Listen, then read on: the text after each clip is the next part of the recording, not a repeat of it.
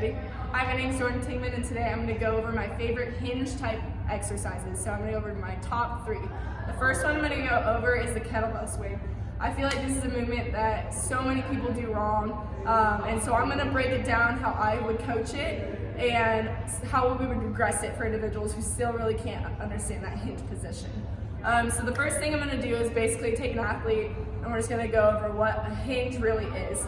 So the way that I coach the hinge is I'm going to set up my feet in my nice athletic position. I put the hands on the legs. We're going to coach and cue that my hips are going to be pulled up. I'm pushing my butt up in the air and I'm pushing my knees back. So if I get in that nice position 1, power position, I'm going to push my butt up and my knees back until I feel a tightness in my hamstrings, and then I'm going to squeeze up like I'm standing straight up.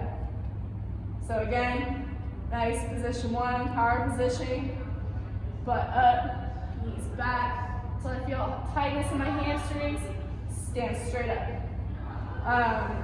One thing that I feel like is most often done wrong is that people are squatting when they're hinging instead of actually hinging the hips up and standing straight up at the top.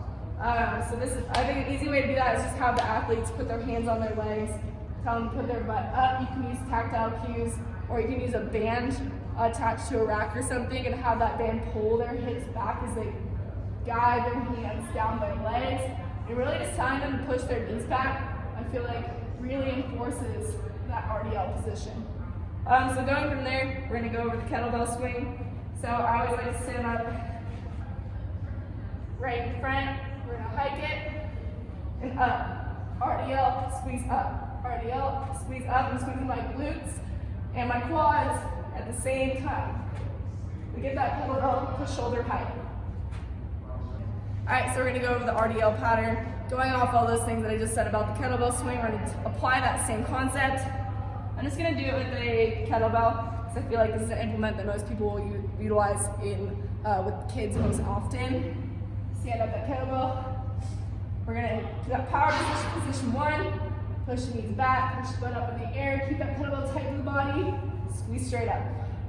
Again, position 1, butt up, knees back, squeeze straight up.